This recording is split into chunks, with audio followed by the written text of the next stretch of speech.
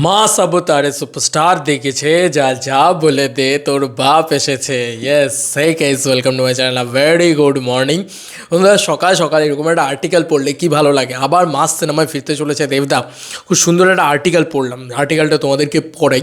এটা টিভিওর পক্ষ থেকে এসেছে, বড় না আমি পত্রিকা থেকে আর কি আর্টিকেলটা করেছে। তো টিভিও ছেড়েছে কিছুক্ষণ আগে। তো এই আর্টিকেলটা আমার ভীষণ ভালো লাগলো। দুবাইয়ে দেব, এটা দারুণ আর্টিকেল বেরিয়েছে। এবং দেবদার এই ছবিটা কি লাগছে দাদাকে, মানে এই মোমেন্টটা ভীষণ সুন্দর, ভীষণ ভালো লাগছে আর কি। আমার তো ভীষণ ভালো লাগছে। যাই হোক, আমরা একটু পড়ি। হ্যাঁ, দেবদার কোনো এক্সপেকটেশনই ছিল না যে খাদান এত বড় ব্যবসা করতে পারে, এত বড় কিছু হতে পারে, বা করছে, এখনও খাদান ব্যবসা করছে, আজও হাউসফুল খাদান। সেগুলো নিয়ে নয় অন্য কোনো ভিডিওতে কথা বলবো। তবে আপাতত বলি, যে সময় বাংলা ছবির পাশে দাঁড়ানোর অনুরোধ রাখছিলেন সমস্ত নির্মাতারা, বলা যেতে পারে ঠিক সেই সময় খাদানের মতো ছবি করে বাংলা ছবির ব্যবসায়িক ভাগ্য ফেরালেন দেব। খাদান তৈরির সময় মোটেই এমন প্রত্যাশা ছিল না তার। এত দীর্ঘ কেরিয়ার এবং সাফল্যের পরও আজ যেন স্বপ্ন পূরণের দিন, এমনটাই জানালেন তিনি। দেব বলেন, শুধু তো স্বপ্ন পূরণ নয়, এই সাফল্য আমার দায়িত্ব বাড়ালো 10 গুণ। আমায় এবার ভাবতে হবে, যখন বাংলা কমার্শিয়াল ছবির সঙ্গে অন্য ভাষার ছবি মুক্তি পাবে, তখন যেন কোনো অংশে বাংলা ছবি পিছিয়ে আছে এমন মনে না হয়। ক্যানভাসটা আরও বড় করতে হবে। বন্ধুরা, এখান থেকেই প্রমাণিত দেবদা পরবর্তী যে কমার্শিয়াল ছবিটা করছেন, এটা সম্ভবত রঘু ডাকাত। সম্ভবত রঘু ডাকাত বলতে, রঘু ডাকাতকেও আমরা কমার্শিয়াল ছবির ফরম্যাটে ফেলতে পারি, কারণ সেখানেও অ্যাকশন, ডান্স, রোম্যান্স, কমেডি ইত্যাদি সব কিছু থাকবে। মানে পুরো খাদানের মতন প্যাকেজ হতে চলেছে রঘু ডাকাত।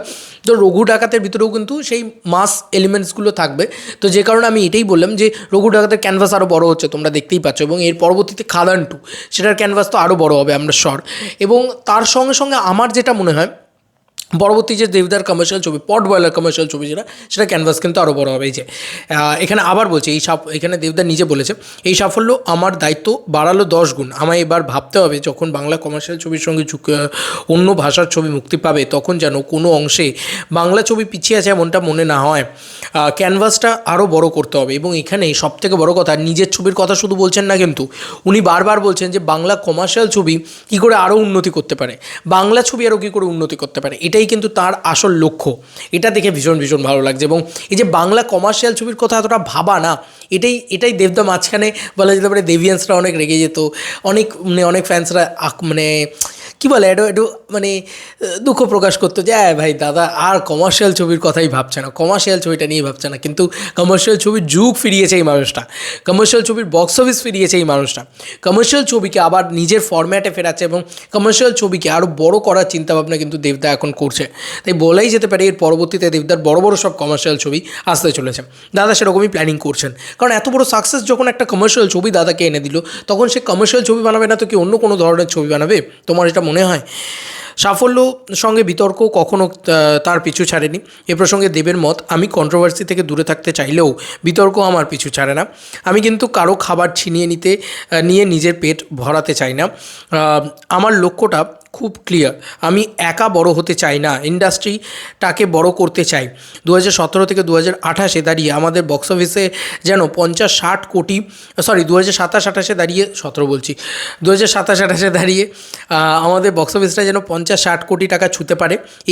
এইভাবেই তো সাউথ মুম্বাই ইন্ডাস্ট্রি বড় হয়েছে। আমরা এগোতে পারি না, তার কারণ আমরা একে অন্যের সাকসেসটাকে সেলিব্রেট করি না, কেউ কাউকে এগোতেই দিই না। আমি সেটাকে ভাঙতে চাই। বাঙালি কাঁকড়ার জাত, এই কথা বিশ্বাস করেন দেব। উত্তরে অভিনেতার স্পষ্ট জবাব, বাঙালি একটা অদ্ভুত অভ্যাস আছে, বন্ধু ফেল করলে দুঃখ পায়, পাস করলে আরও দুঃখ পায়। প্রথম হলে তো কথাই নেই। আমার কাছে আর কিছুই ম্যাটার করে না, শুধু আমার দর্শক কী বলছেন সেটুকু নিয়েই আমি চিন্তা করি। দেব যোগ করেন, রুক্মিণীর বিনোদিনী নিয়েও তো লোকে নানা কথা বলেছেন। অনেক বড় বড় অভিনেত্রীরাও বলেছেন, এত রোগা বিনোদিনী হয় নাকি? তাতে রুক্মিণী বিচলিত হলেও আমি ওকে বলেছিলাম, তুমি নিজের কাজেই ফোকাস করো, আশেপাশের কথায় কান দিও না। নিজে যদি কনফিডেন্স থাকো তাহলে ছবি করো, না হলে করো না। আমি মন থেকে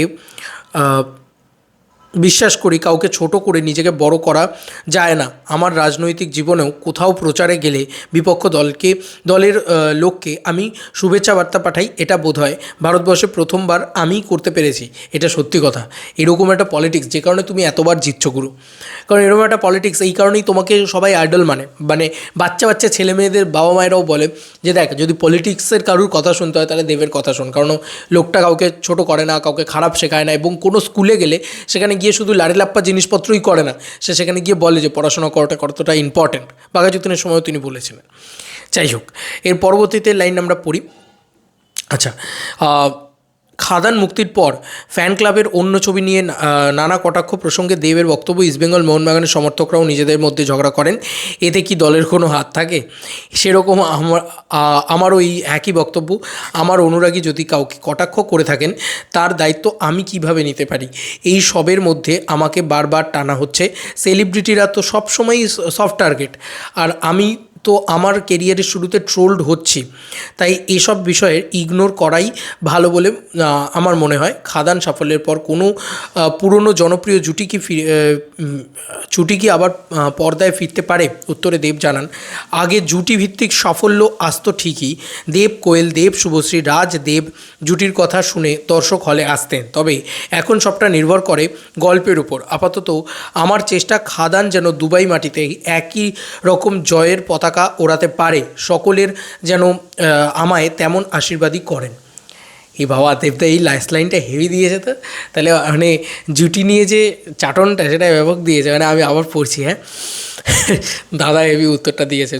জুটি নিয়ে কথাবার্তা হচ্ছে যখন, সেখানে দেব কোয়েল নামটা রেখেও বাকিগুলো নামগুলো রেখেছে বলে আমার খুব ভালো লেগেছে, বাকি দুজনের নাম রেখেছে স্পেশালি। যাই হোক, আগে জুটি ভিত্তিক সাফল্য আসতো ঠিকই। দেব কোয়েল, দেব শুভশ্রী, রাজদেব জুটির কথা শুনে দর্শক হলে আসতেন, তবে এখন সবটাই নির্ভর করে গল্পের উপর। আপাতত আমার চেষ্টা খাদান যেন দুবাইয়ের মাটিতে একই রকম জয়ের পতাকা ওড়াতে পারে। সেটা মানে আমি শিওর যে ওড়াতে পারবে, কি ওড়াচ্ছে অলরেডি, আমি শিওর। কারণ দুটো শো লাগানো হয়েছে, দুটো শোই ফুল হয়ে গেছে। ফার্স্ট শোটা তো মানে 8 ঘন্টার ভিতরে হাউসফুল হয়ে গেছিলো, তারপরে শোটাও ফুল হয়ে যাচ্ছে। তো কোথাও গিয়ে আমার মনে হচ্ছে যে মানে জয়ের পতাকা উড়িয়ে দিয়েছে আর কি দুবাইয়ের মাটিতে। এর পরবর্তীতে যেখানে তুমি গুরু করবে, মানে ইন্টারন্যাশনাল ট্রিপটা যেখানে করবে, মানে পরে যেটা দাদা বলছেন যে ফেব্রুয়ারির শুরুর দিকে আমরা একটা করব এবং মিড ফেব্রুয়ারিতেও একটা করব। তো এই সমস্ত জায়গায় এই যেখানে যেখানে দাদা যাবেন এখন সমস্ত জায়গাতেই জয়ের পতাকা উড়বে, খাদান বলে কথা। এবং খাদানের পরবর্তীতে কিন্তু দেবদা এই কথাটাই বলছেন যে বাংলা কমার্শিয়াল ছবিকে কী করে আরও বড় করতে পারি, সেই যে চেষ্টাটা, সেটা তার মানে বোঝা যাচ্ছে যে রঘু ডাকাত দিয়ে আরও কত বড় হতে চলেছে, এবং রঘু ডাকাতের পরবর্তীতে বাংলা কমার্শিয়াল ছবি আরও কত বড় জায়গায় যেতে চলেছে, এবং এটা কিন্তু দেবদাই করতে চলেছেন। এবং এই যে মানে জার্নিটা, এটা কিন্তু থামবে না। মানে এটা এরকম নয় যে চলো ভাই খাদান হয়ে গেছে, খাদানের পরে আর এরকম ধরনের বড় ছবি হবে না, সেলিব্রেশন ফিল্ম হবে না, এরকমটা ভুল ধারণা। খাদানের মতন বড় ছবি কিন্তু আবারও আসছে, যেটা রঘু ডাকাত প্রথমত।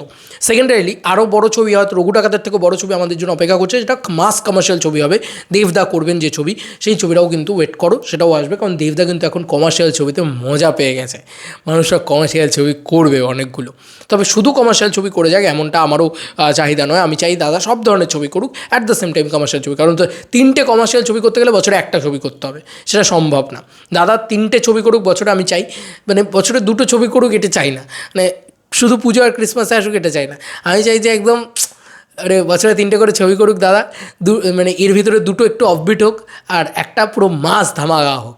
আবার দাদা তারপরে আবার মানে তারপরে বছর এরকম একটা সার্কেল করলে খুব ভালো হয়। তোমাদের আর কি মতামত এই ভিডিওটাকে নিয়ে জানিও কমেন্ট সেকশনে। চলো বন্ধুরা, নতুন কোনো ভিডিওতে দেখা হবে, বাই।